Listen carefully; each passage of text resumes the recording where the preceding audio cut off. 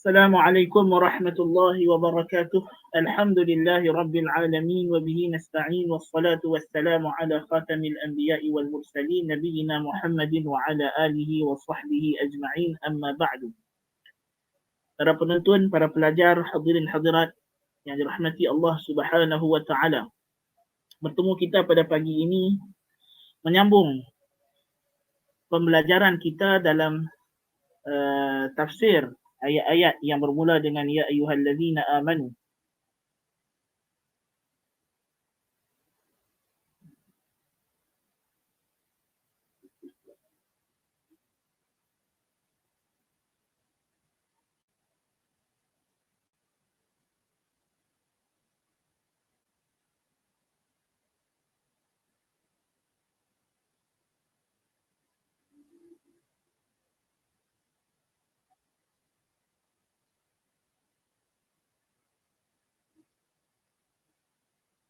Bismillah.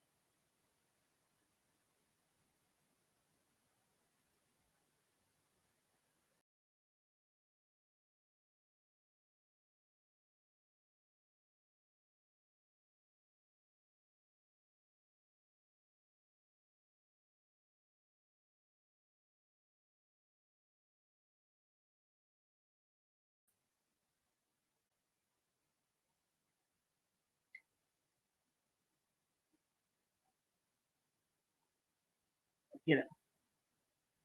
Apa dia? Boleh testing suara Ustaz? Dengar suara mana? Dengar. Suara dengar kan? Dengar cuma ada delay sikit daripada video. Itulah video delay. Ana kan enggak? Ustaz cuba padam background. Okey, sekejap. Okey, sebab background Ana keluar lah. Mungkin dia berat background lah. Mungkin Ustaz. Saya pun tak pasti tapi mungkin. Sebab tadi Ana silap internet tadi. Ana silap apa? Connection. Ambil yang Okey. macam okey tak? Okey Ustaz. Okey. Okey lah. Selari suara yang nampak. Betul. Baik.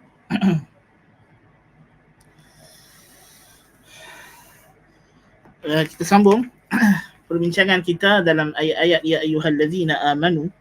Kita masuk kepada model yang ke-23 yang masih lagi berkaitan dengan sebuah sedikit hukum hakam berkaitan dengan jihad fi sabilillah. Iaitulah qaulullah ta'ala a'udzu billahi minasy syaithanir rajim. Bismillahirrahmanirrahim. يا أيها الذين آمنوا إذا ضربتم في سبيل الله فتبينوا ولا تقولوا لمن ألقى إليكم السلام لست مؤمنا ولا تقولوا لمن ألقى إليكم السلام لست مؤمنا تبتغون عرض الحياة الدنيا فعند الله مغانم كثيرة كذلك كنتم من قبل فمن الله عليكم فتبينوا إن الله كان بما تعملون خبيرا. Ayat 94 daripada surah An-Nisa. Ayat berapa? 94. 94. 94. Iaitulah firman Allah Azza fi'ulahu. Allah kata apa? Ya ayyuhallazina amanu.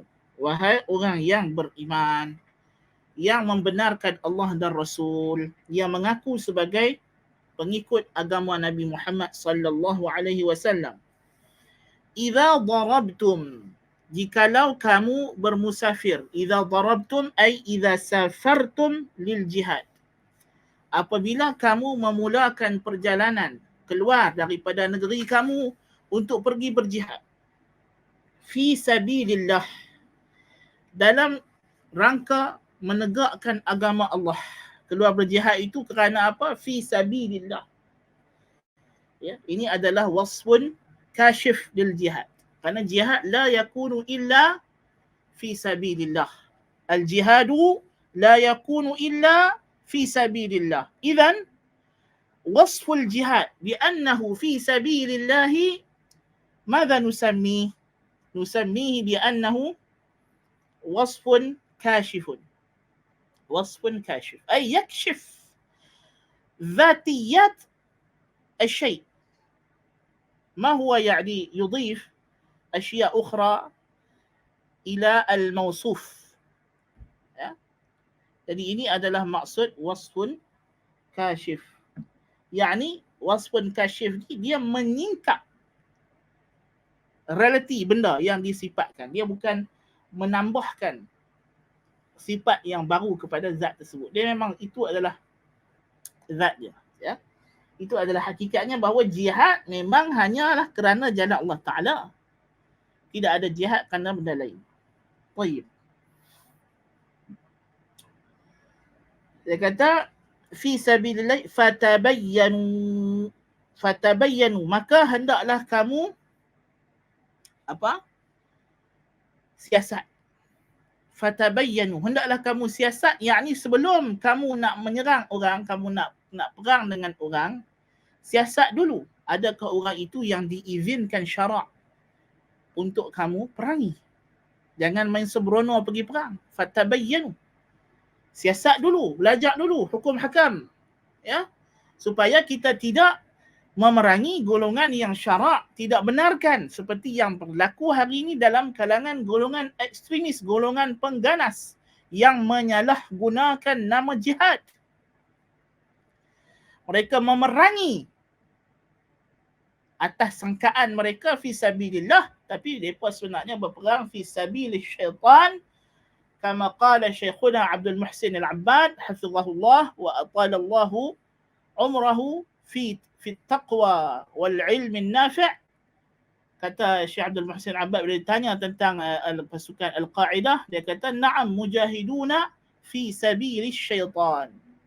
Kalau kamu nak kata kaedah ini penjihad pun, orang yang berjihad pun jihad di jalan syaitan, bukan jalan Allah.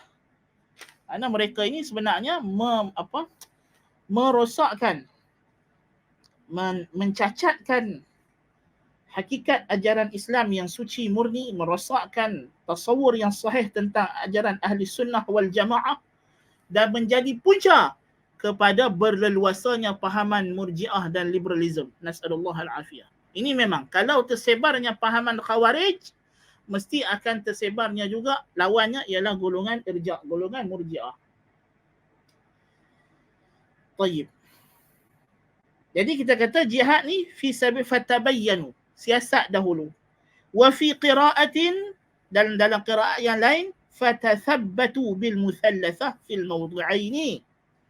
Yani fil mawdi'ain ايش معنى ايش معنى قوله قول جلال السيوطي يعني في الموضعين. يعني هنا وفي قول الله تعالى إن جاءكم فاسق بنبأ فتبينوا أي فتثبتوا. نعم.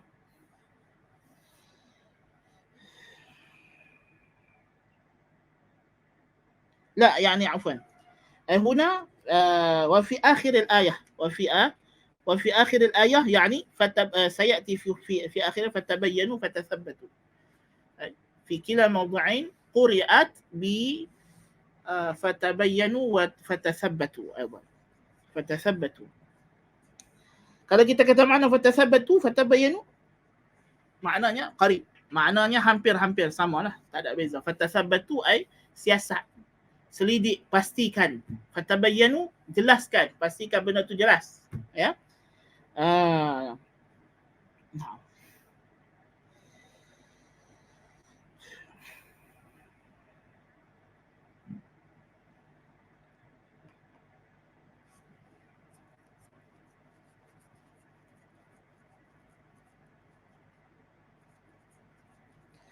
Naam. Wala taqulu, dan jangan kamu kata, jangan kamu tuduh, liman alqa ilaikumussalam, kepada sesiapa yang memberi salam kepada kamu. Sesiapa yang memberi salam kepada kamu, bi alifin wa duniha, ay at-tahiyyah. Ini dibaca dengan alif dan tanpa alif. Assalam ilaikumussalam wa ilaikumussalam.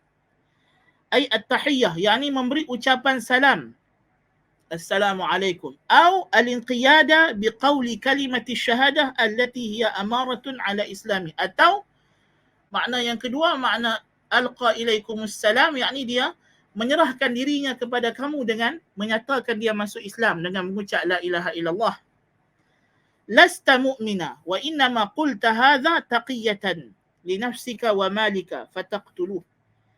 Janganlah kamu kata kepada orang yang memberikan kepada kamu salam, yakni ucapan Assalamualaikum, atau yang menzahirkan ucapan Islam, ucapan penyerahan diri kepada Allah, iaitulah la ilaha illallah.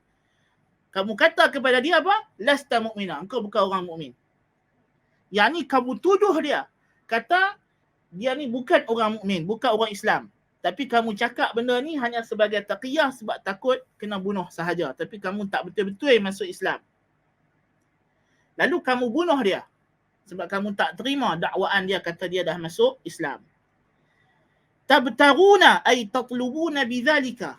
Tujuannya kata Allah Ta'ala, pasal apa kamu bunuh? Kamu ingat kamu nak perang? Kamu mencari dengan perbuatan kamu itu aradal hayatid dunya ay mata'aha minal ghanimah. Lalu kamu dapat ghanimah, harta rampasan perang. Disebabkan kamu tuduh dia tak beriman, kamu perang dengan dia, kamu rempah harta dia, kamu dapatlah habuan dunia, kata Allah Ta'ala. Fa'indallahi maghanimu kathirah. Tetapi ingatlah Allah ada kekayaan yang banyak. Tughnikum an qatli mislihi limalih. Kamu tak perlu kepada hartanya. Jangan risau. Walaupun dia masuk Islam dan kamu tak boleh nak perang dengan dia, tak jadi, tadi dah angkat pedang, dah angkat senjata nak perang ni. Tengah-tengah nak tetak itu, kawan tu kata asyhadu an la ilaha illallah. Jadi kawan ni pun, sikit lagi je kalau aku boleh ambil segala harta dia. Jadi Tuhan kata jangan ada rasa macam itu dalam hati kamu. Ya, jangan rasa macam itu dalam hati kamu, kerana Allah Ta'ala tetap akan menyediakan kepada kamu habuan dunia yang banyak yang mencukupi. Rezeki kamu takkan kurang. Tidaklah kerana dia ni masuk Islam dan menyebabkan kamu tidak dapat rapah rampasan perang daripada mereka kerana mereka dah masuk Islam, kamu rasa kamu akan kekurangan harta. Tidak. Ya. Lalu Allah Ta'ala ingatkan. Allah Ta'ala ingatkan. Dia kata, kadzalika kuntum min qabl. Ingatlah. Demikianlah juga kamu dulu. Kamu pun dulu. Hei orang yang berjihad. Kamu pun dulu. Sahabat-sahabat Nabi. Kamu pun dulu macam itu juga. Kafir juga. Tak masuk Islam lagi masa tu. Ada. Kamu dulu pun dalam keadaan kufur macam dia juga. Ya. Dan kamu juga dahulu, Nabi SAW dan para sahabatnya yang lain tidak membunuh kamu dan tidak menyerang kamu. Setelah mana kamu mengucapkan 2 kalimah syahadah. Dan kamu tidak diperiksa apa niat kamu, apa tujuan kamu mengucap 2 kalimah syahadah. Adakah betul-betul nak masuk Islam, atau sebab nak kahwin saja, atau sebab nak selamatkan diri saja. Kamu tidak ditanya soalan-soalan itu. Jadi kenapa kamu nak buat kepada orang lain? Kalau kamu dahulu diterima ke dalam Islam ini oleh Rasulullah sallallahu alaihi wasallam hanya dengan hukum zahir, tanpa baginda Nabi sallallahu alaihi wasallam ittila', meninjau ke dalam lubuk hati kamu, kenapa kamu masuk Islam ini, tidak ditanya, tidak dipersoalkan. Ya. Jadi kenapa hari ini kamu nak persoal orang lain? Dia ni masuk Islam sebab sekian-sekian. Kadzalika kuntum min qablu famannallahu alaikum. Lalu Allah Ta'ala menganugerahkan kepada kamu bil ishtihari bil imani wal istiqamah. Allah terima ucapan syahadah kamu. Allah tidak meletakkan syarat lebih daripada ucapan zahir asyhadu an la ilaha illallah wa asyhadu anna Muhammadar Rasulullah. Maka Tuhan tegaskan lagi sekali, fatabayyanu, dan dalam Quran fatathabbatu an taqtulu mu'mina. Carilah kejelasan. Utlubu al-bayyinah, carilah bukti supaya an taqtulu mu'mina, supaya kamu tidak membunuh orang mukmin dengan sengaja. Kerana bunuh orang mukmin ni dosa besar. Betul tak? Sebab Allah dah sebut sebelumnya. Tentang jenayah membunuh orang mukmin pada ayat 93. Sebab itu Allah Ta'ala sebut ayat 93, Allah Ta'ala ayat 92 dan 93 Allah Ta'ala kata وَمَا كَانَ لِمُؤْمِنٍ أَنْ يَقْتُلَ مُؤْمِنًا إِلَّا خَطَأً وَمَنْ قَتَلَ مُؤْمِنًا خَطَأً فَتَحْرِيرُ رَقَبَةٍ مُؤْمِنَةٍ وَدِيَةٌ مُسَلَّمَةٌ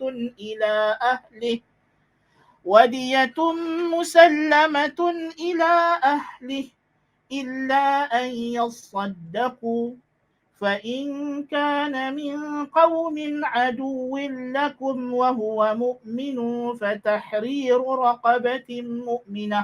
Itu ayat 92. Tuhan kata tidak patut, tidak boleh orang mukmin bunuh orang mukmin yang lain.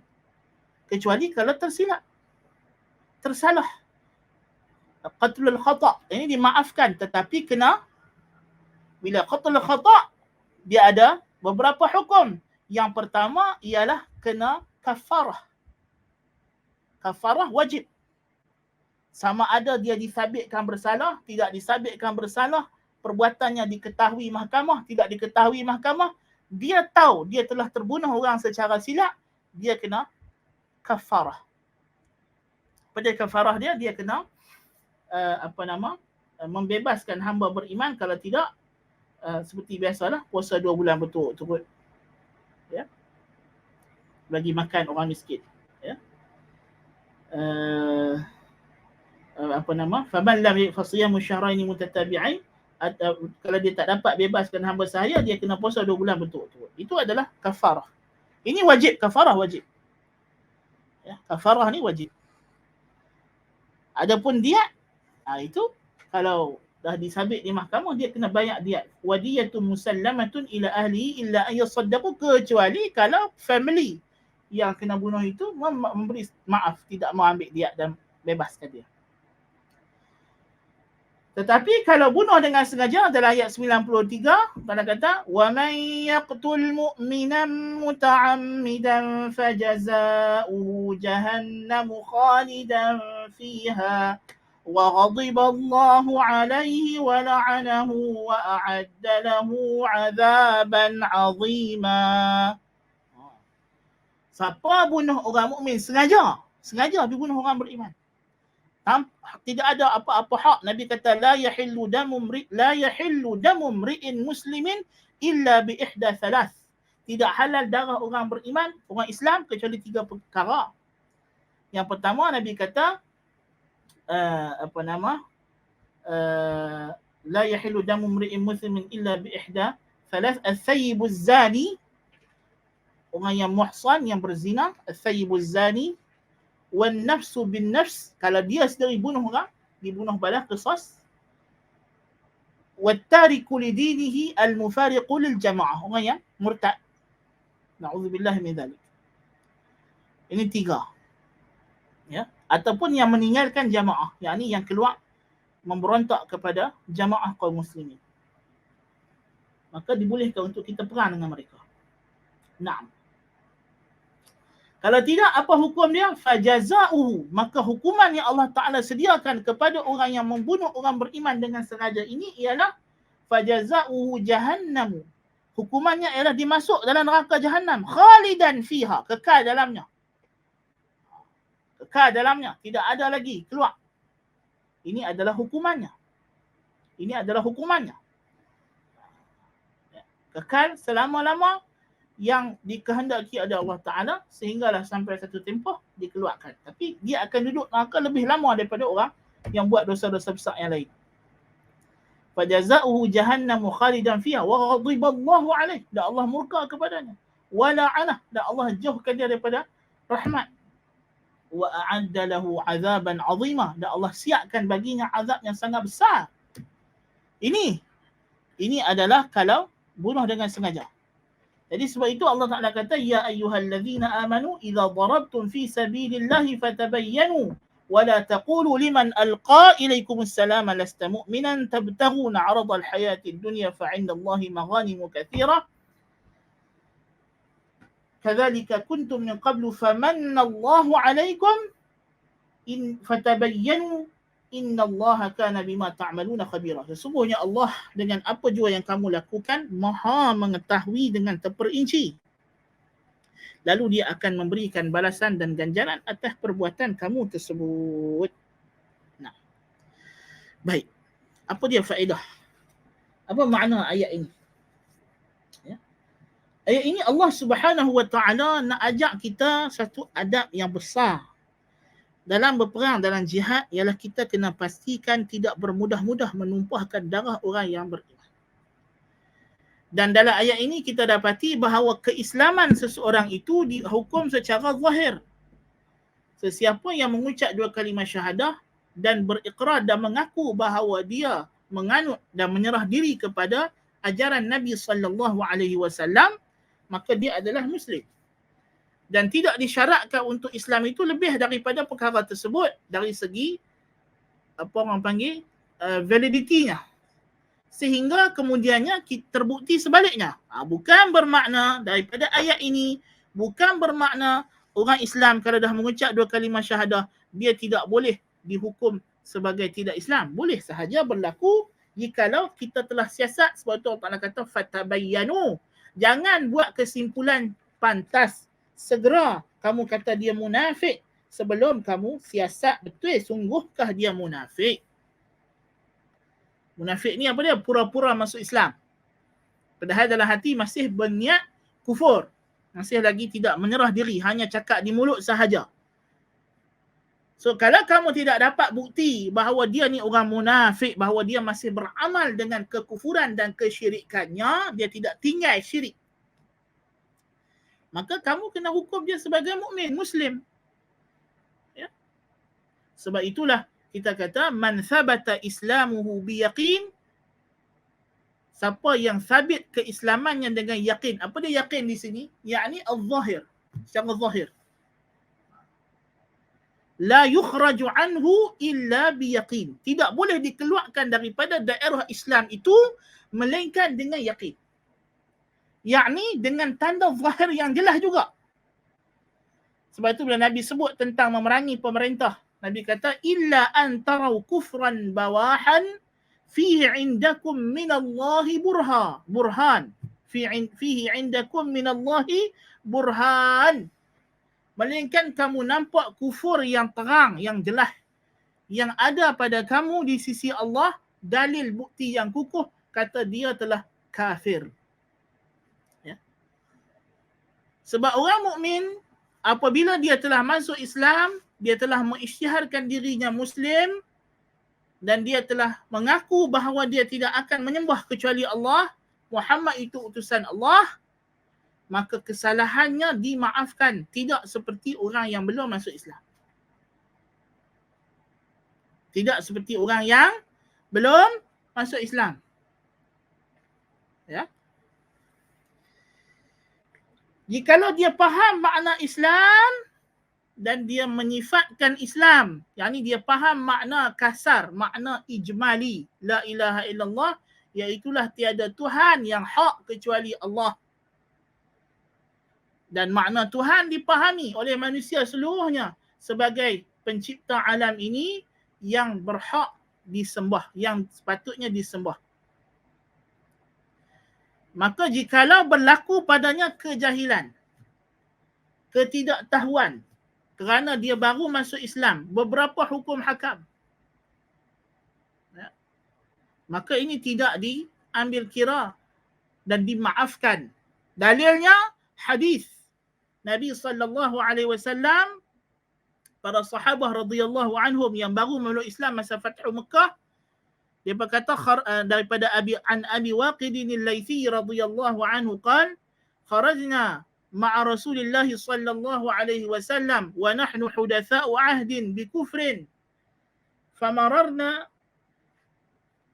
wa kana lil musyrikina sidratun yanutuna biha aslihatahum famararna bi sidrah faqulna ya Rasulullah wa kana lil musyrikina sidratun yuqalu laha dhatu anwat yanutuna biha aslihatahum faqulna ya Rasulullah ij'al lana dhata anwatin kama lahum dhatu anwat faqala an-nabi sallallahu alaihi wasallam Allahu akbar innaha sunan qultum walladhi nafsi biyadihi kama qalat banu Israil li Musa ij'al lana ilahan kama lahum alihah qala innakum qaumun tajhalun la tarkabunna sunana man kana qablakum.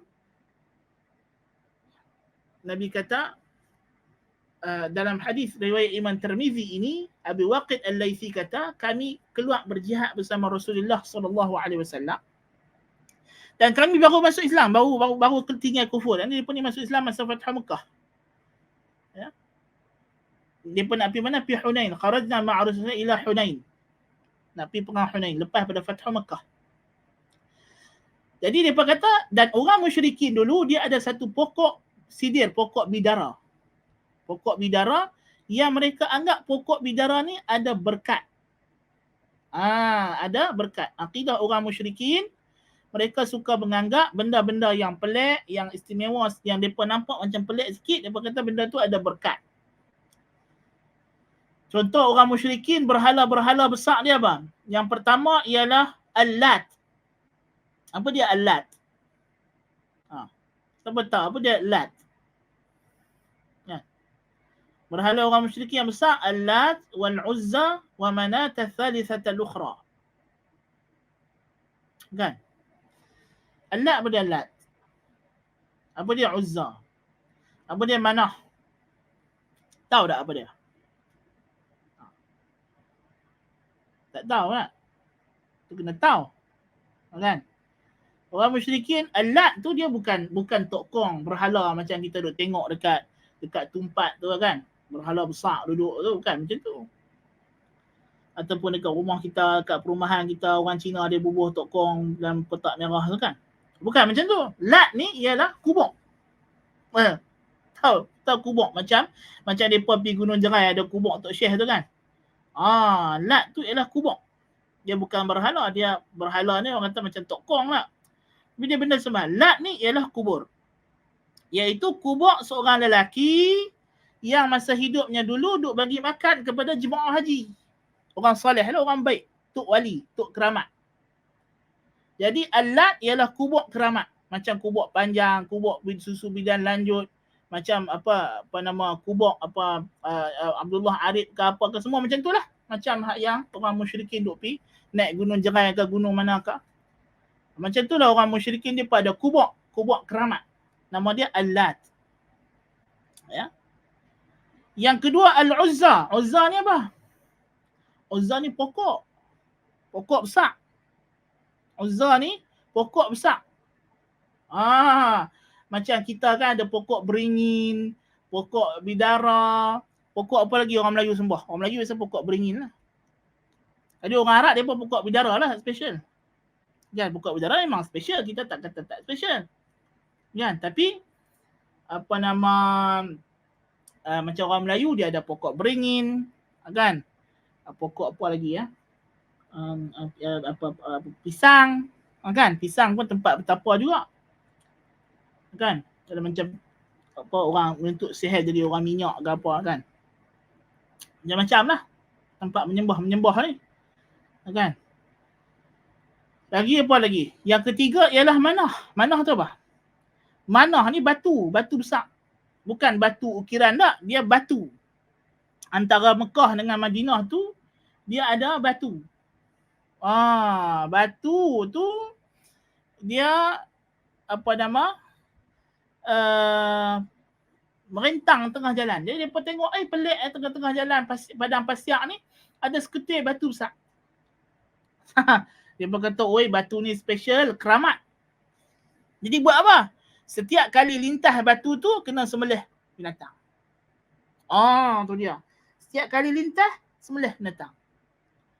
Macam orang kata apa, bila setiap kali nak naik Gunung Jerai kena berhenti kat dia kata ada telaga pelik, dia kata telaga tengah ni.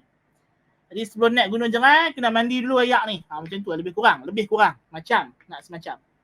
Bukanlah kata sebiji sama tapi nak semacam. Kan? Jadi dia kata batu ni pelik tu, dia kata tersusun elok macam soft, dia kata menghadap kiblat pula tu. Jadi pakat dia kata ni kalau naik ni kena mai ibadat dekat batu ni. Lebih kurang macam tu lah, lebih kurang. Nak semacam. Tak kata sama 100% tapi nak semacam. Mungkin 99.99%. Kan? Okey, baik. Jadi mereka pun tengok batu tu merintang tengah jalan padang pasir. Mereka kata lintas batu ni kita kena sembelih kurban. Semah darah dekat batu tu. Itu kita kata macam mana kita tadi Sidrah. Jadi kata Abu Waqid Al-Laythi, masa kami nak pergi Hunain di mana dekat Taif, ke selatan Mekah. Dia kata orang musyrikin ada satu pokok bidara besar. Nama dia Zatu Anwat, tempat gantung-gantung. Apa dia gantung? Bila nak pergi perang, depa lintas kat pokok ni, depa akan pergi gantung segala senjata depa supaya meresak berkat. Orang Indonesia kata nyalak berkat. Jadi gantung senjata dekat pokok ni, dia akan sedut berkat dekat pokok tersebut, konon-kononnya lah. Kan? Jadi kami kata dekat Rasulullah sallallahu alaihi wasallam, kata Abu Waqid Al-Laythi radhiyallahu anhu, wahai Rasulullah, buatlah kat kami satu Zatu Anwar. Depa tak maulah pi dekat pokok tu juga pasal yang tu orang musyrikin. Kan? Jadi depa kata kita nak berbeza dengan orang musyrikin. Kalau kita pi gantung senjata kita dekat pokok hak sama, tu dah perangai orang musyrikin. Jadi kita minta dekat Nabi buat satu pokok lain. Ya, satu pokok lain hak mana kita boleh gantung senjata kita dan dapat berkat. Dia kata, ya Rasulullah, buatlah dekat kami satu Zatu Anwar. Kan? Dan Nabi dengar macam tu, Nabi terus marah. Nabi marah sungguh. Nabi kata, Allahu Akbar. Allah Maha Besar. Pasal apa? Pasal Nabi nak suci ke Allah daripada syirik. Qultum wallazi nafsi biyadih. Kamu cakap ni demi Allah sama macam mana orang Bani Israel kata dekat Nabi Musa lepas mereka lintas laut. Mereka kata apa? Bani Israel lepas mereka lintas laut, mereka jumpa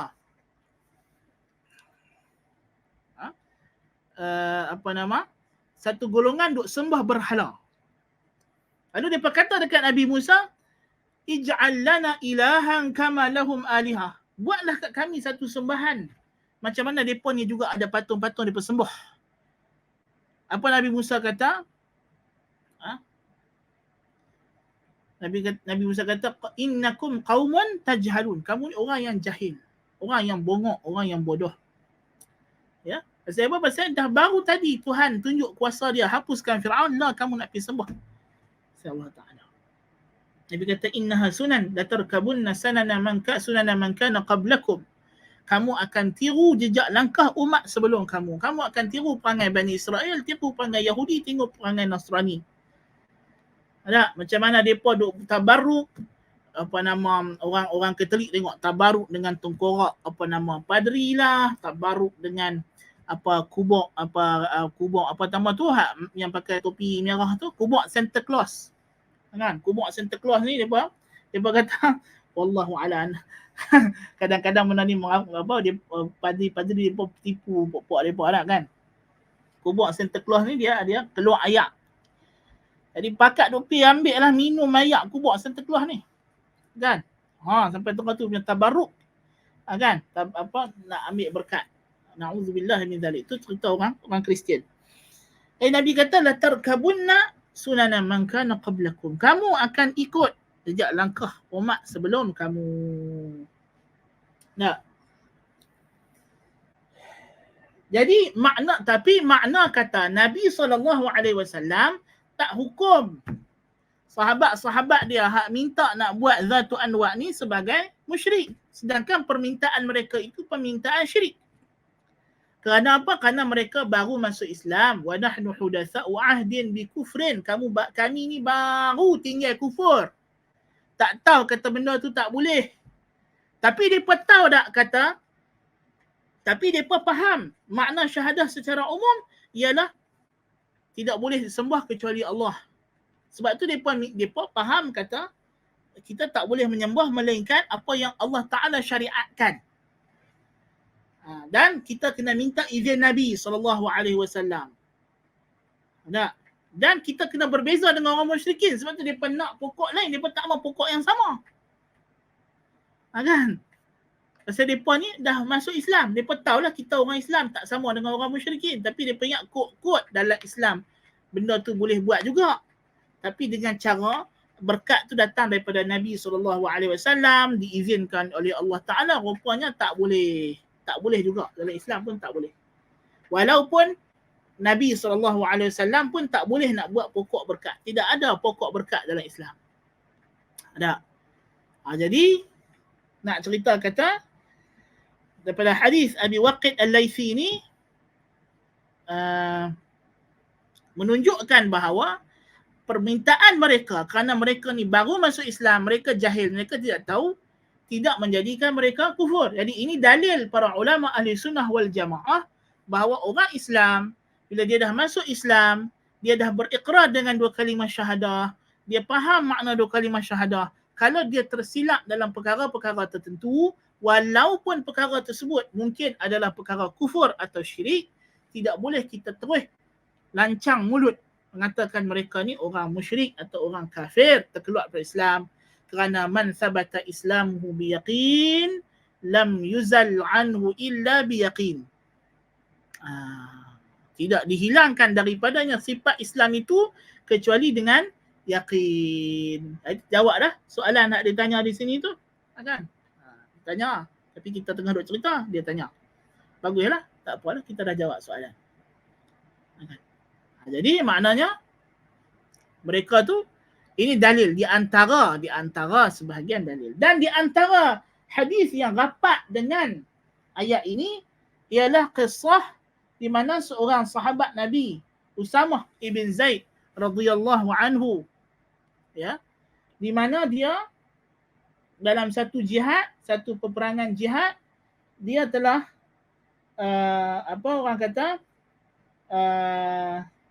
bertembung dengan seorang musyrikin tengah perang. Tiba-tiba orang musyrikin tu mengucap dua kalimah syahadah. Ya. Mengucap dua kalimah syahadah. Ya.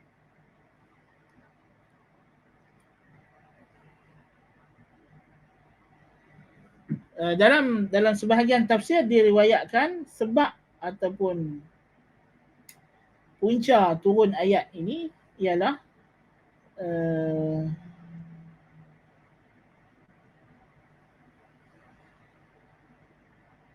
dalam sebagai riwayat berkenaan dengan seorang lelaki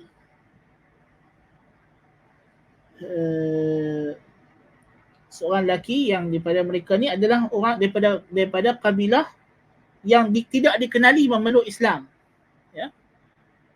Dia kata ayat ni satu orang lelaki musyrik yang dikenali, kaum dia tidak dikenali masuk Islam.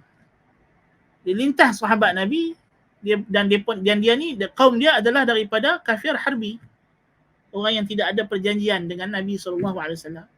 Dan dia bawa kambing dia. Jadi dia kata dekat sahabat Nabi, Assalamualaikum. Dia bagi salam. Tapi sahabat Nabi terkejut. Dia ni kaum dia bukannya pernah ada masuk Islam. Kenapa dia bagi salam? Dia berkata, ni bukan tidak lain tidak bukan Sebab dia takut kita perang dengan dia. Kita tangkap dia, kita bunuh dia dan kita rampas harta dia. Kan? Jadi bila mereka begitu, turunlah ayat ini menegur kesalahan para sahabat yang tergesa-gesa. Demikian juga hadis yang sahih daripada cerita Usamah bin Zaid, dia tengah perang dengan satu orang dan dia bila dah tetak tangan lelaki itu dah luka dan dia hampir nak bunuh lelaki itu, tiba-tiba lelaki itu kata asyhadu an la ilaha illallah. Jadi Usamah bin Zaid kata, ma qulta illa ta'awudzan. Kau ni cakap benda ni sebab kau takut nak mati je. Kan? Bukan betul-betul nak masuk Islam. Maka dia pun bunuh lelaki tu. Jadi bila dia balik cerita dekat Nabi, Nabi sangat-sangat marah. Nabi sangat marah. Nabi kata, halla syaqaqta qalbah. Engkau boleh tak kalau engkau buka dulu dada dia, tengok betul ke sungguh ke macam yang kau tuduh, kata dia mengucap la ilaha illallah tu hanya kerana takut dia mati dibunuh. Tidak ada siapa tahu. Jadi hukum kita berdasarkan zahir. Ya, siapa yang menzahirkan Islam, mengucap 2 kalimah syahadah, mendirikan salat, Nabi kata man shalla salatana wastaqbala qiblatana wa akala dhabihatana fahuwa minna. Siapa yang salat macam salat kami, menghadap kiblat kami, makan sembelihan kami, maka dia daripada kalangan kami. Jadi orang sabitnya wasful Islam ni dengan mengucap 2 kalimah syahadah atau melakukan perkara-perkara yang menjadi khususiyah Islam. Kita tengok satu orang dia salat macam solat orang Islam, menghadap Kaabah, solat subuh, solat zuhur, solat asar. Kita nak kata apa? Kita kata dia Islam lah. Satu orang kita tak kenal, tiba-tiba mai jumpa kita, dia bagi salam. Dia orang macam di Malaysia, dalam konteks Malaysia. Tiba-tiba satu orang India, satu orang Cina mai bagi salam kat kita, Assalamualaikum, dia kata. Apakah first perspektif yang kita kena ada? Tuhan ajak kita, kalau dengar orang bagi salam, hendaklah kamu anggap dia orang Islam dulu. Lepas tu, barulah kita siasat, tanya. Kan? Lepas tu kalau dia kata, saya bukan orang Islam tapi saya sajalah bagi salam. Tak apalah. Kan? Biasa kalau kita nak jawab salam, kita nak kena tahu. Kalau orang Islam, kita jawab penuh. Waalaikumsalam warahmatullahi wabarakatuh. Kan? Kalau dia bukan orang Islam, kita jawab waalaikum. Tak salah orang kafir bagi salam. Tapi cara jawab beza. Kan? Jadi, walaupun ulama khilaf dalam masalah ni. Sebab sebagian ulama kata, Nabi masa dia jawab waalaikum dekat Yahudi, sebab dia dengar Yahudi itu kata assalamualaikum. Matilah ke atas kamu. Jadi Nabi tahu, kata mereka ni bukan bagi salam. Jadi Nabi kata waalaikum. Sedangkan sabit riwayat daripada Ibnu Abbas radhiyallahu anhuma, dia menjawab salam orang musyrikin dengan jawapan penuh. Orang-orang kafir, waalaikumsalam warahmatullahi wabarakatuh. Bila kita dengar dia bagi salam betul, ya assalamualaikum, maksudnya dia memang bagi salam lah. Maka di sini ulama berbeza pandangan. Ada yang kata kena jawab waalaikum juga, ada yang kata boleh jawab waalaikumsalam warahmatullah. Tapi kita tak boleh mula bagi salam kepada orang kafir. Sebab Nabi SAW kata, la tabda'ul yahuda wan nasara bis salam. Jangan kamu mula memberi salam kepada Yahudi dan Nasrani. Mula tak boleh. Yang ulama bincang ialah kita menjawab. Kita menjawab. Okey. Jadi dalam fatwa Ibnu Abbas radhiyallahu anhuma, kalau memang jelas orang tu bagi salam, maknanya sahih, boleh jawab. Tapi kalau kita nak ambil qaul jumhur ulama, kita tanya dulu lah, Islam ke? Kalau dia kata ya saya Muslim, kita pun jawab waalaikumsalam warahmatullahi wabarakatuh. Kalau kata tak, saya bukan Islam, kita jawab waalaikum. Kan? Jadi maknanya bila dia bagi salam, kita tak boleh terus tuduh kata, apa ni hang kafir bagi salam. Tak. Dia bagi salam tu tanda dia orang Islam.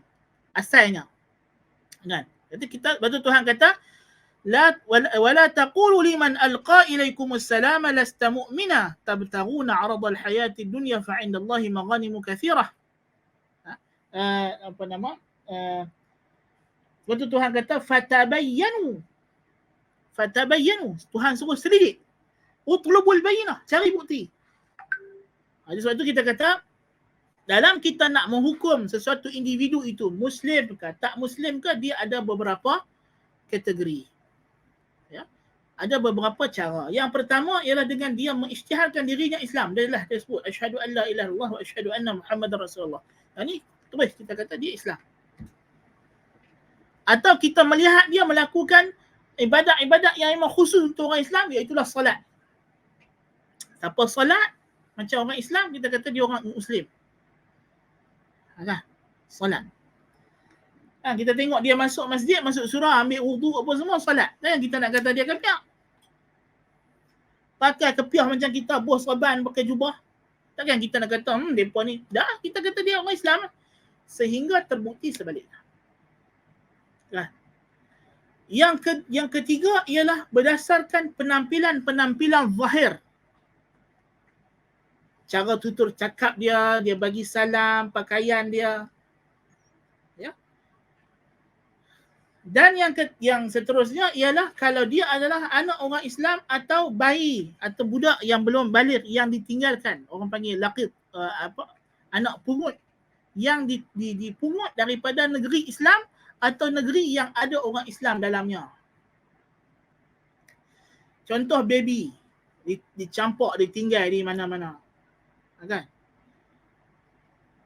Katalah kita jumpa satu bayi tepi jalan, ataupun lagi kan dia ada tung untuk buang baby kan kat Malaysia. Kalau beranak, tak mau budak tu bubuh dalam baby hatch, dalam tung, dalam peti macam buah sampah atau macam buah peti surat berkurang kan, bubuh baby dalam tu. Kan? Jadi kita jumpa, kita nak kata dia anak orang Islam kan orang kafir. Hukum dia dalam Malaysia ni ialah anak orang Islam. Pasal apa? Walaupun baby tu adalah baby Cina ke, baby India ke, hukum asal dia adalah anak orang Islam. Pasal Malaysia negara Islam. Dan dalam Malaysia ni majoriti penduduknya Islam. Ada Cina Muslim, ada India Muslim. Maka kita menangkan hukum Islam atas hukum yang bukan Islam. Sama juga ada negara orang yang bukan Islam. Kalau dalam negara tu ada orang Islam. Kan? Macam kata di Singapura. Singapura bukan negara Islam. Tapi kita jumpa ada orang buang bayi. Kan? Asal hukum dia selagi tak terbukti sebaliknya, maka bayi itu adalah bayi orang Islam. Kena dibesar dan dididik sebagai orang Islam. Sampai usianya baligh, maka sah kita kata dia dah jadi Muslim yang hakiki. Baik. Jadi ini adalah beberapa faedah yang kita dah bincang dengan agak terperinci masalah ini pada kelas kita hari Sabtu dulu. Kita syarahkan Safinatun Najah, kita dah jelaskan apakah wasful Muslim itu, bagaimana sabit keislaman seseorang. Baik. Jadi bila dah zahir pada seseorang itu hukum Islam, kita tak boleh segera kata dia musyrik, dia kafir, kecuali setelah dilakukan penyiasatan. Walaupun dia melakukan, kalau kita tahu kata dia Muslim, kita dah tahu kata dia orang Islam, dia mengaku dia orang Islam, tapi kita tengok dia buat benda syirik atau dia cakap benda kufur, adakah boleh terus kita kata dia kafir? Tak boleh. Melainkan kita dah selidik, dah siasat, kita dah pastikan bahawa dia melakukan perkara tersebut bukan kerana jahil, bukan dipaksa, ya, dan dia bukan orang yang baru masuk Islam atau orang yang jauh daripada ulama. Kalau begitu dan telah ditegakkan padanya hujah dan telah dihilangkan segala syubhah, barulah kita boleh kata dia telah terkeluar daripada Islam. Na'udzubillahi min zalik. Jadi bukan senang ya untuk menjatuhkan hukum riddah, mesti dibawa kes itu kepada mahkamah syar'i yang membicarakan. Ya. Dia berkata dah ni kalau kita masuk mahkamah pun Ustaz, bukan dia nak buat hukum hudud, bukan dia nak pancung, dia suruh tukar nama kat kenalan lagi dah. Kita kata ya, kena juga. Sebab hukum riddah ni bukan sekadar pancung kepala saja, ada banyak lagi. Kalau dah terbukti dia bukan Islam, harta pusaka dia tak boleh diwarisi oleh anak beranak dia, keturunan dia hak Islam. Dia tak boleh mewarisi, tak boleh diwarisi. Kalau dia mati nak tanam di kubur mana? Mandi nanti jenazah dia macam mana nak urus? Sembelihan dia, ya, perkahwinan dia dengan isteri dia, status. Ini semua banyak lagi hukum. Jadi sebab itu mesti masuk ke mahkamah. Hakim putuskan, kata telah sabit di sisi saya, dia ni dah tidak lagi mengamalkan Islam, murtad. Walaupun kita tak mampu nak melaksanakan hukum hudud dan sebagainya, tapi ada hukum-hukum lain yang masih perlu diperjelaskan dan dilaksanakan berkaitan dengan orang yang telah tidak sah keislamannya. Nasallallahu al-afiyah. Ini perkara yang kita kena ambil perhatian. Dulu bila Dr. Ahmad Jalani jadi peguam kepada Lina Joy, macam-macam orang cakap. Tapi Alhamdulillah Dr. Ahmad Jalani ni orang yang faham akidah Ahlussunnah wal Jamaah, yang faham akidah tauhid, hukum hakam. Ya.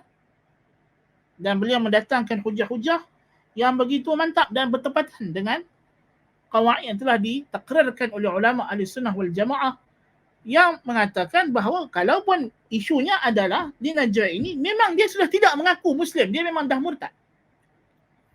Kalau kita tidak isytiharkan dia murtad, banyak implikasi buruk akan berlaku. Dari segi hukum hakam yang lain. Ya. Kita tengok hari ini, ya, bila Kasim Ahmad mati. Ya. Macam mana nak urus jenazah? Itu jadi kekeliruan. Sebab tidak diberikan satu hukum yang jelas. Ya, bila orang yang mengaku jadi Tuhan tu, Harun, mati, pun pi tanam dalam kubur orang Islam, macam mana tu? Nasallallahu al-afiyah. Dan memang kita dalam dilema, ya. Di Malaysia ni, undang-undang ni kita menyebabkan orang Islam dalam dilema. Pasal bila kita isytihar dia bukan Islam, Mahkamah Syariah dan Jabatan Agama Islam akan hilang kuasa ke atas orang itu. Macam Qadiani.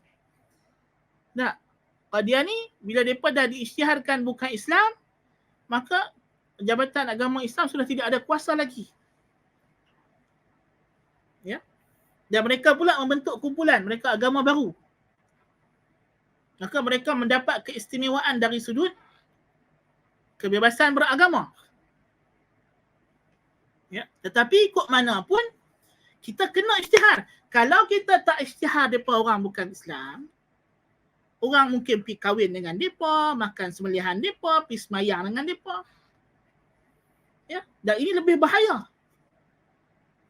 Ya, lebih bahaya dibanding kita mungkin lost control dari satu sudut, tapi kita masih boleh mengawal mereka dari sudut undang-undang yang lain yang ada. Itu kena cari, dan pihak yang diberikan tanggungjawab oleh Allah Ta'ala untuk menangani isu ini, dia pun kena buat undang-undang yang lebih sesuai lah.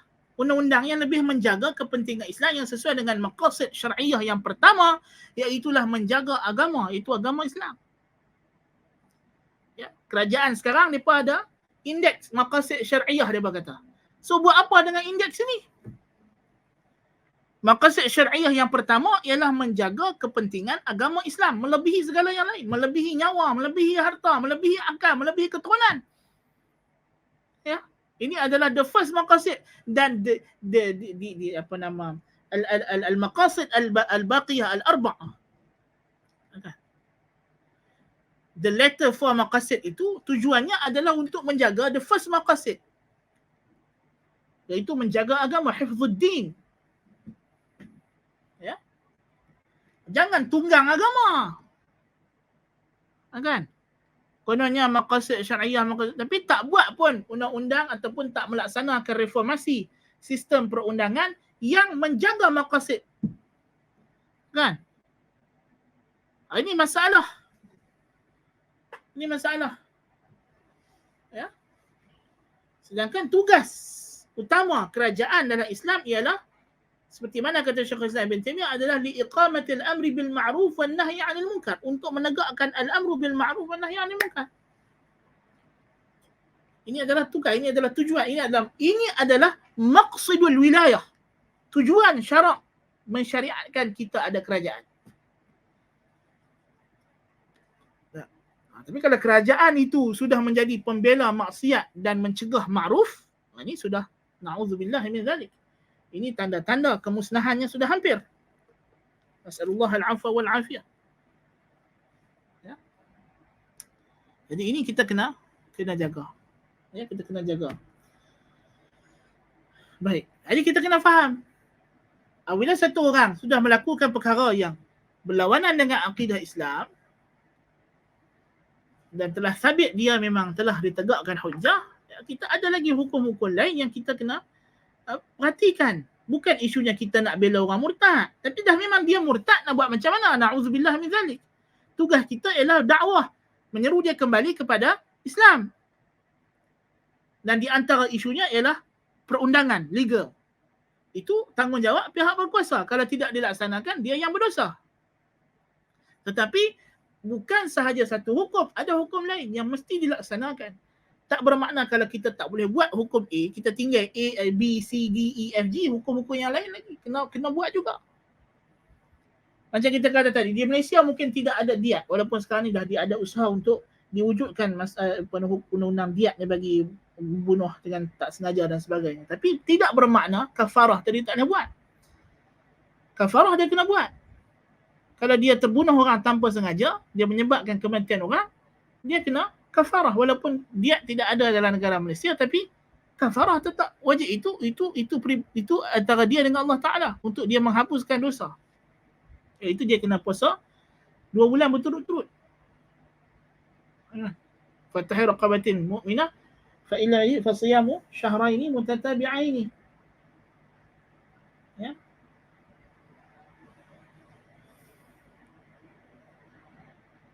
Faman lam yajid fa siyamu syahraini mutatabi'aini taubatan min Allah. Siapa yang tak mampu nak bebaskan hamba, dia kena puasa 2 bulan berturut-turut. Itu saja. Nak buat macam mana? Sampai mampu, kena bagi mampulah. Nah.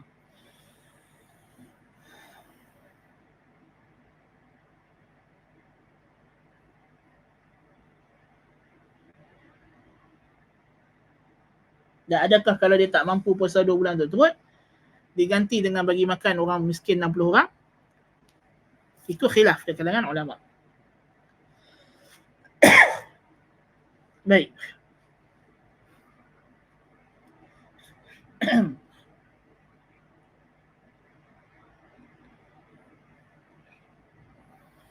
Jadi poin daripada ayat ini ialah kita dalam berinteraksi dengan orang Islam, kita kena lebih berhati-hati. Lebih berhati-hati. Apatah lagi, di sini selain daripada isu orang Islam kafir, juga anda nak sebut sikit di sini ialah masalah berinteraksi dengan orang yang bukan ahli sunnah wal jamaah. Juga lebih berhati-hati, kerana tidak ahli sunnah wal jamaah bukan bermakna dia tidak Muslim. Kita kena tegas, syiddah, tegas dengan prinsip mentahzir bid'ah dan ahli bid'ah secara umum. Tetapi dalam berinteraksi dengan ahli bid'ah, ini balik kepada maslahah dan mafsadah. Perlu dipertimbangkan maslahah dan mafsadahnya dengan perincian dan tafsirnya yang kita akan bincangkan nanti dalam kuliah khas insya-Allah pada bulan 6 nanti. Ini bulan 6 lah, 1 bulan 6. Dalam di pertengahan bulan insya-Allah. Ya, itu akan diperincikan. Ya. Jangan, dan apatah lagi kalau orang itu dikenali sebagai ahli sunnah wal jamaah. Ya. Dia dikenali sebagai, bahkan dikenali sebagai tokoh atau ulama atau alim atau guru yang berpahaman ahli sunnah wal jamaah, kita tak boleh tergesa-gesa mengatakan dia sudah berubah, dia sudah terkeluar daripada ahli sunnah wal jamaah hanya kerana kita tak setuju dengan beberapa fatwa atau pandangannya. Pandangan boleh berubah, fatwa boleh berubah. Tapi kita kena siasat kenapa berubah. Bukan bermakna dia berubah fatwa, dia berubah manhaj. Ibnu Abbas radhiyallahu anhuma datang kepada dia satu orang lelaki, tanya dia, adakah orang yang membunuh orang Islam dengan sengaja boleh bertaubat? Ibnu Abbas kata tak ada taubat. Tak ada taubat, berdosa, masuk neraka kekal. Datang lelaki yang kedua tanya soalan yang sama. Ibnu Abbas kata ya, boleh taubat. Terkejut anak-anak murid dia. Terkejut anak-anak murid dia. Ya. Jadi anak murid tanya, apa Tok Guru? Soalan sama, tapi jawapan beza-beza. Awak Ibnu Abbas dah berubah manhaj ke? Dah bertukar aliran ke? Ibnu Abbas kata, hak kawan pertama, hak Mai tadi tu, dia tanya tu pasal dia nak cari alasan, dia nak pergi bunuh orang. Dia ada bergaduh dengan orang, dia nak pergi bunuh orang tu. Kalau aku kata ada taubat, confirm dia pergi bunuh. Lepas tu dia guna alasan, tak apa lepas ni aku taubat. Yang kedua tadi Mai, dia tu dah bunuh orang.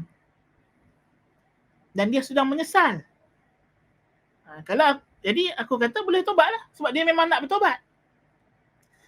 Anak murid dia pergi check, betul kau hak Tok Guru dia cakap dua orang lelaki ni? Rupanya sungguh. Hak lelaki pertama tu dia ada bergaduh dengan orang. Tujuan dia main tanya fatwa tu, dia nak jadikan alasan. Kalau dia bunuh orang lepas tu, kalau orang tanya pasal apa hang bunuh, Ibnu Abbas kata tak apa, bunuh dulu, taubat. Jadi orang yang nak bagi fatwa kena hati-hati. Tentu saya tak bersuka nak jawab fatwa, tanya soalan. Dia tanya soalan umum. Apatah lagi zaman sekarang ni soalan main kod Facebook, main kod WhatsApp, Telegram, apa nama komen dekat apa nama ni? Dia panggil apa ni? StreamYard. Kan?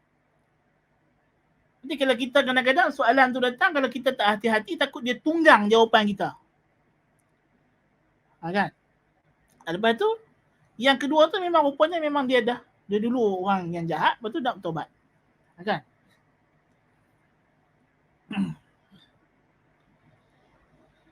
Jadi, Imam Ahmad pun sama. Imam Ahmad ni sangat tegas mentahzir Mu'tazilah, orang yang kata Al-Quran makhluk. Tapi bila ditanya kepada Imam Ahmad, boleh tak kita nak ambil ilmu daripada golongan yang kata Quran makhluk? Orang yang main tanya tu orang Khurasan. Ahmad kata, ya boleh. Terkejut anak murid Imam Ahmad. Tok Guru kita selama ni syadid, tegas. Sampai kena sebat, kena apa, tak mau mengalah. Kawan-kawan dia sendiri, dia tahzir dulu. Pasal tidak bersama dengan dia dalam menghadapi fitnah khalqil Quran. Dan mereka tu ambil langkah bertaqiyah, menjawab. Takkan Tok Guru kita Imam Ahmad ni dah berubah manhaj kot, no? Tapi anak-anak murid Imam Ahmad bukan macam anak-anak murid kita. Cepat melatah dalam menghukum orang. Anak murid Imam Ahmad juga adalah bakal-bakal imam. Jadi mereka ni ada akhlak yang mulia. Mereka tanya Tok Guru mereka, pasal apa? Tok Guru dia, orang Khurasan, kalau aku kata tak boleh ambil ilmu daripada Mu'tazilah, daripada orang yang kata Quran makhluk, habis. Tak ada siapa daripada nak menuntut ilmu hadis. Pasal ini akidah yang telah tersebar di Khurasan. Dan mereka-mereka itu telah menjadi perawi-perawi hadis yang meriwayatkan hadis. Kan? Ditanya pula orang Basrah datang, boleh tak kami nak ambil ilmu, nak menuntut ilmu dengan Qadariyah? Muhammad kata boleh. Terkejut anak murid dia pula. Imam Ahmad bukan tegas dengan Qadariyah kah? Kan? Nak kata orang Basrah tak boleh. Akidah Qadariyah ni sudah menjadi akidah mainstream di Basrah. Tok Mufti mereka, ulama mereka, semua dah terpengaruh dengan akidah ni. Kalau aku kata mereka tak boleh ambil langsung ilmu dengan Qadariyah, habis mereka tak nak ulama, mereka nak rujuk hukum hakam. Kan?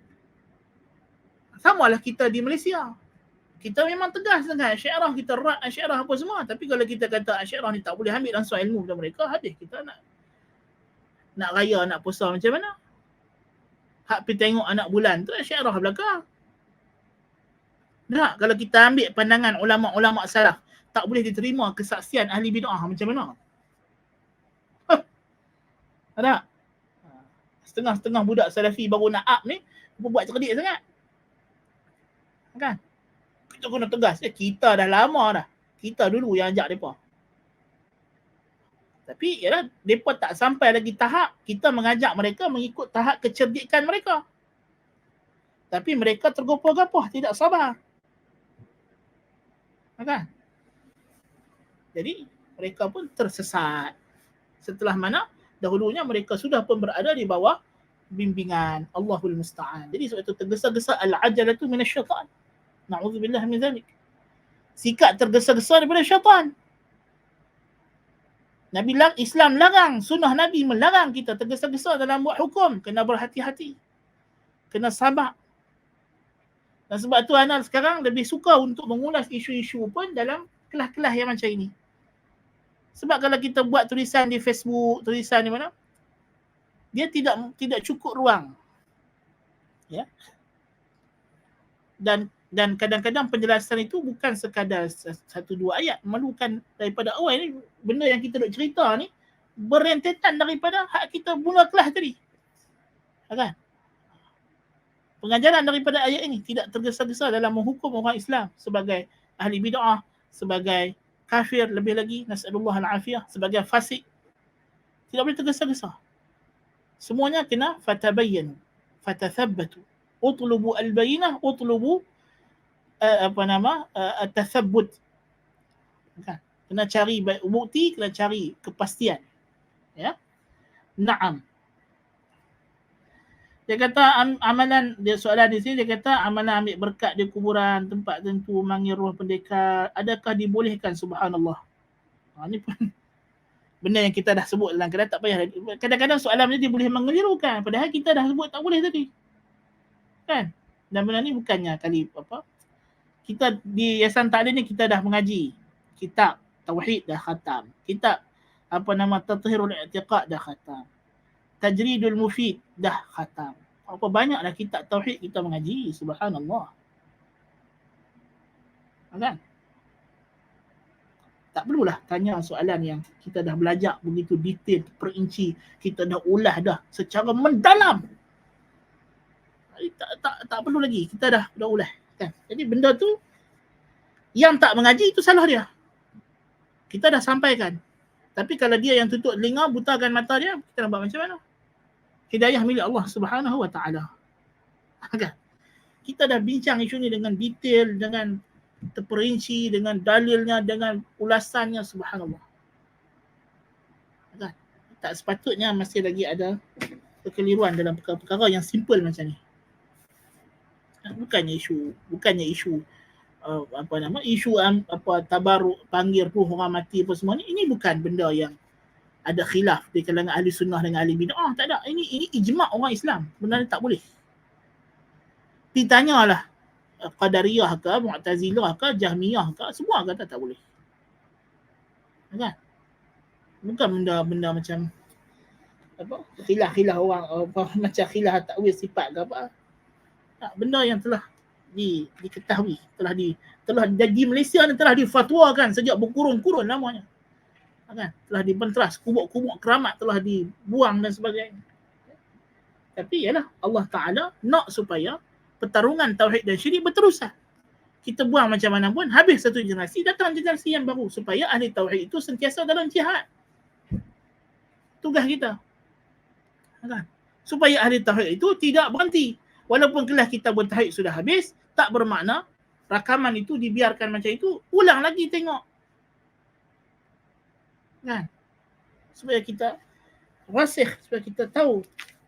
Kan? Kita bukan lagi masa kita ni, ilmu tidak diambil daripada soalan-soalan pendek dan jawapan-jawapan ringkas. Ilmu diambil daripada kelas pengajian yang terperinci. Antara punca orang menjadi sesat ialah dia hanya mengambil ilmu daripada fatwa-fatwa pendek. Sebab apa? Kadang-kadang mereka yang suka ambil ilmu pada fatwa pendek ni, kadang-kadang orang yang bertanya tu sendiri ada maksud tertentu. Dan kadang-kadang orang yang menjawab, Tok Guru ke Tok Mufti ke, dia bukan boleh nak perasan selalu. Kadang-kadang dia pun tak perasan. Lalu fatwanya ditunggang, dibawa luar daripada konteks. Dan kadang-kadang jawapan tu dijawab dalam konteks tertentu. Macam dulu kalau saya di Yayasan Ta'lim, ada murid yang bertanya depan. Bila kita jawab soalan dia, kita meraihkan dia, kita kenal dia. Dia duduk main Yayasan Ta'lim setiap hari, kita kenal dia, latar belakang dia, kita tahu. So, dan kadang-kadang kita boleh faham walaupun dia membuat soalan umum, tapi kadang-kadang kita tahu dia ada isu tertentu dan soalan tu sebenarnya merujuk pada diri dia. Jadi kita jawab itu berdasarkan untuk dia. Tapi bila rakaman disebarkan, lalu orang ingat itu jawapan umum untuk semua orang. Itu pun bahaya juga. Banyak bahaya dia bila kita ambil ilmu hanya berdasarkan daripada jawapan-jawapan pendek. Ya, mesti daripada kita mesti juga ada kelas, ada mengaji. Tak boleh hanya berpada. Bukan kata tak boleh ambil langsung, tapi tak boleh berpada, tak boleh bercukup dengan hanya nak tunggu video-video pendek saja. Tak boleh. Ya? Kecuali kalau video pendek tu memang dibuat khas untuk jawapan ringkas. Itu adalah konteks je. Kod mana pun kena tengok konteks. Bahkan kelas yang panjang ni pun kena tengok konteks. Okay. Sebab dalam manhaj ahli sunnah wal jamaah berbeza dengan manhaj ahli kalam. Ahli kalam ni dia kira benda semua benda umum. Ahli sunnah wal jamaah manhajnya bersifat waqi'i, relatif. Terletak pada tempat yang sepatutnya. Meraihkan keadaan semasa. Nah, kita boleh belajar dah masa. Tapi macam mana kelas pagi memang lepas ni tak boleh, anak-anak tak boleh start pukul 8 tepat. Kemungkinan besar kita sama ada 8 suku ke 8.30 sebab pagi nak kena hantar anak sekolah. Kalau sepatutnya kalau kelas itu di Yayasan Taklim tak ada isu. Saya bila nak hantar anak sekolah tu terus pergi Yayasan Taklim, tapi sebab sekarang nak patah balik dari rumah pula. Kan? Jadi dia jadi dua kerja. Kan? Tapi insya-Allah mudah-mudahan nanti kalau kita dah kembali pada kelas fizikal di Yayasan Taklim, insya-Allah tidak ada masalah billahi taala. Kan? Cuma sekarang bila hantar anak pergi sekolah kena patah balik. Patah balik tu dia makan masa. Kalau tidak dia sejalan tu pergi ke Yayasan Taklim. Tidak ada isu sangat. Baik. Ala kulli hal naktafi bihadzal qadar, dan kita bertemu lagi esok untuk kelas An-Naba'ul Azim باذنillah taala. أقول قولي هذا وأستغفر الله العظيم لي ولكم. سبحانك اللهم وبحمدك أشهد أن لا إله إلا أنت أستغفرك وأتوب إليك. والسلام عليكم ورحمة الله وبركاته.